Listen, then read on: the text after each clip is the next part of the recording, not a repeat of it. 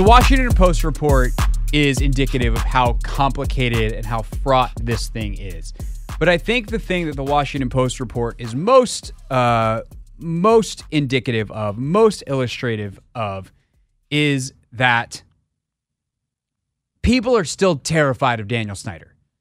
And I don't know why necessarily. I wonder if the Post sources are folks who potentially read he's got blackmail, and they're like, I know what he's got, and it's on me, and I'm in trouble. And whether so they're just trying to make everybody stay on the straight and narrow so that he doesn't do something. I don't know why the people that talk to the Washington Post, and these have been their sources the entire time, and that's not me poo-pooing the reporting. It's clear that they've consistently talked to the same people who have the same fears. That's how reporting works. You have your sources. They tell you things. They are right or wrong. If they're right most of the time, you keep going back to them. If they're wrong all the time, you need to get better sources, and these sources have not been wrong. It's just that there are people that are very concerned that until the ink is dry on the final agreement, that there's a chance that Snyder pulls out. And I have been consistent here in thinking those fears are not unfounded, but they're a step too far for me. Daniel Snyder wants out. That wasn't true for most of this. And I understand that people, are looking at the percentage here of the timeline. For 50 plus years of his life, there's no greater dream that Daniel Snyder had than being the owner of Washington's NFL team. And so if that was the case, and we all know that this entire thing is his identity, he was Daniel Snyder, owner of the Washingtons, right? Like that was his, he put the team logo on his plane. Turns out that could cause some tax implications, and the IRS might not be too psyched about that. But like it was synonymous with him. He's like, no, that's my team. It's my plane. Bam. It's an ego thing. And I understand why people would think that he wants to hold on to that. But at the end of the day, there's two Snyders. One of them is not an egomaniac narcissist. That's Tanya. I don't know her well enough or have enough stories on her to know why, for instance, she decided to fall in love with Dan Snyder and, love continues to stand by him through all this. That's a different psychoanalysis. I do feel like I have a good enough read on Dan Snyder to not clinically, because I am not qualified to do so, but anecdotally say he's a narcissist. And narcissism involves a perversion of reality or an ignorance of reality that plays out in a way that you can ignore a lot of stuff and the way people feel about you and just keep on living your life thinking that you're the center of attention and are great.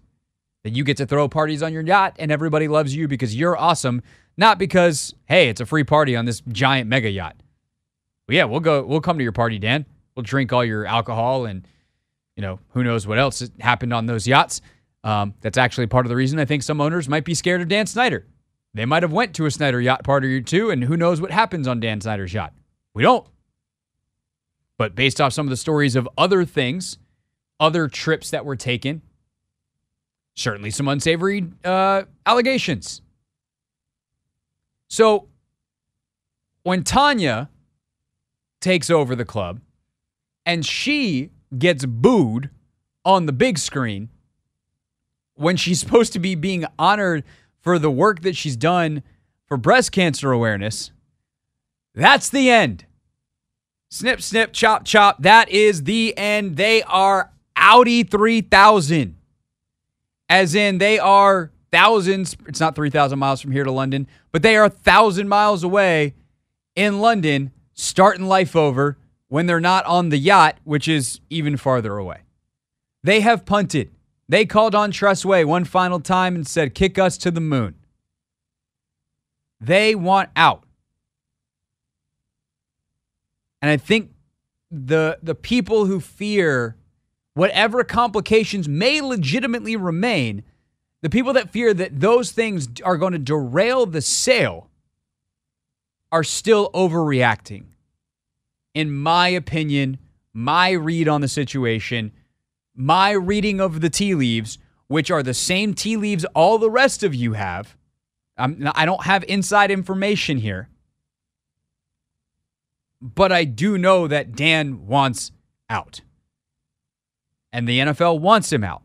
And if two people want the same outcome, and they're the only two people involved, I guess if you want to add a third, it's Josh Harris who wants in. That's going to happen. The question is in the details.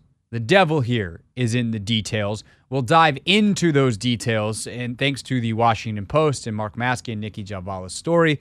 Next, it's the Hoffman Show on the Team 980 and always live on the free Odyssey app.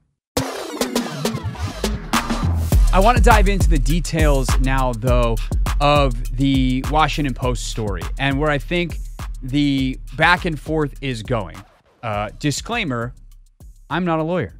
However, I will attempt to at least parse out legal sides here on the radio.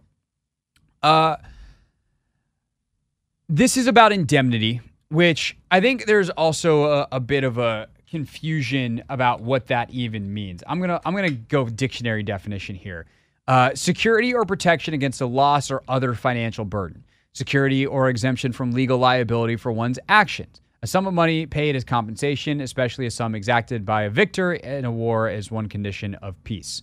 That one's not really what we're looking at here. It's that second one, right? Security against or exemption from legal liability for one's action, or the first one, security or protection against a loss or other financial burden. Basically, what Snyder and the league are arguing over is whether or not, like, if they get sued, right? They can't agree, Dan and the league, that someone else won't sue them.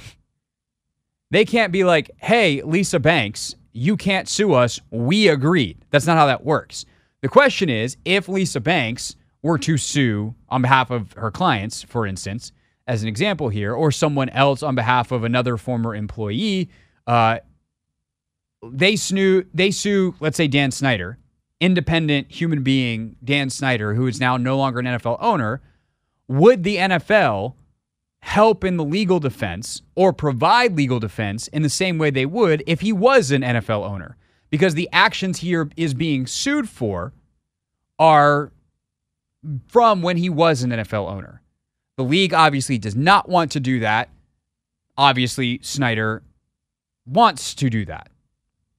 So that's one part of the indemnity question. The other that's in the Post that is fascinating to me is about the Gruden emails. One person with knowledge of the negotiations between the NFL and Snyder's attorney said Wednesday, this is from the Post, while Snyder is not seeking for the league and other owners to indemnify him against future legal liability, the complications relate to the willingness of Snyder and his family to indemnify the league and owners against liability related to the Gruden case. Snyder's attorneys are arguing that Snyder should not be responsible for any legal liability stemming from the actions of NFL Commissioner Roger Goodell and league attorney Jeff Pash, the person familiar with deliberations said. So all along, we thought Dan wants protection. Turns out he doesn't want to provide the protection, according to this source. Continuing from the Post.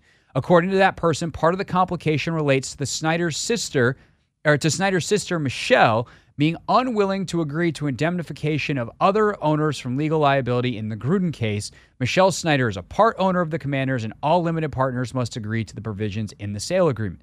That person also said Daniel Snyder no longer is willing to sign an affidavit that he did not leak the emails that led to Gruden's resignation after previously being willing to do so. So remember, the crux of the ESPN story, the question that Seth and Don went out to solve, is who leaked the Gruden emails and why. And there was a possibility that it was Goodell. It's a possibility that it was DeMaurice Smith. A possibility that it was someone else at the league office. And a possibility that it was Dan Snyder himself, for reasons that went back to trying to get in Goodell's good graces. It's like your dog who goes and kills a squirrel and brings it back to you, and you're like, I didn't want that. But your dog's like, hey, look what I got you. I got you a squirrel. And you're like, I didn't want you to kill the squirrel. But that's how the dog shows affection. He goes and does dog stuff. Dan did Dan stuff. He leaked something incredibly damning to the press with no thoughts or repercussions of what it actually would mean, because his understanding of the press is actually incredibly warped, and how public perception is incredibly warped. So, yeah. I think it's pretty interesting because on one hand, I actually don't think Snyder should be providing legal cover for actions of other people if they did something wrong. If Goodell or Pash did something wrong, that's on Goodell and Pash. And I guess in that sense, if they did it in their official capacities, it's on the league. You're going to have to lawyer up. Pash is a lawyer himself. You typically don't defend yourself, but like, you need a lawyer and your lawyer needs a lawyer. However, if the only reason it came out is because, and this would be the NFL's argument, hey, if you leaked this, then this would all been internal investigation stuff. No one would have ever known. And it gets swept up under the rug and we continue on our lives. But if there's something that is damning in a legal sense for Pash and Goodell, based off their emails, based off their actions, based off whatever, that only came out because Snyder leaked the Gruden emails, if he did, then yeah, I also understand why they want his lawyers to be the ones doing the defense, or at the very least for him to pay for their lawyers. That's probably what I would want. I'm like, no, Dan, we're good. We'll use our own, but we'll send you the bill. I get that. And I think that's valid. And that's an important conversation to have. However, it's not going to hold up this sale. Both sides can dig their heels in, but eventually there's going to be one or the other that has to give. And the fact that Snyder will not sign this affidavit saying, like, to me, that's an incredibly critical, part of this detail that kind of flew under the radar in some sense because everyone's having this larger freak out about the sale of the team is, wait, we spent all of yesterday going, who leaked these emails? And now all of a sudden we learned today, / the Post learns last night, that Snyder won't sign a legal document saying it wasn't me? Is that saber rattling? Is that some kind of shenanigans that he's pulling just to try to extract what he can and then eventually be like, okay, all right, I'll sign here because I didn't, and we're out. I'll see you guys never. Or is it because he actually leaked them and while he may have been tough guy, it wasn't me, no way, never, how could I have possibly, I would never do that. When it comes time to put pen to paper on a legal document, you better be telling the truth. Because if you want to expose yourself to legal liability, the easiest way to do it is to lie. Whether you're telling the truth, like, not whether you're telling the truth or not. Obviously, if you're telling the truth, then you're not lying. But like, whether the truth is good for you or not, right? This is why obstruction of justice is so important as a charge, because if you obstruct, even if you didn't do anything wrong, but if you get in the way of whoever's investigating finding out, we can't know for sure. So if the truth is that you didn't do it, but you get in the way of people finding out, or you lie about it and try to cover for someone else, even though you didn't do the crime, you get in trouble for the cover-up. And so I think Dan, who has learned this based off of some other experiences he's had recently where he's gotten in the way of a bunch of stuff and, you know, it's caused some problems for him. I actually don't think he ever got charged, but he got threatened, I think, with obstructing Congress, which is probably not a good time. If he's not willing to sign this affidavit, like that's a big old red flag for me. I think this gets worked out. That is kind of the details of what is being bantied about. I don't know how it resolves, but I'm also not a lawyer. There's another legal question I had, though, that I wanted to ask one specific lawyer, which is Lisa Banks, lawyer for the 40 former employees who have been at the center of this, the heroes in our story full of villains. Could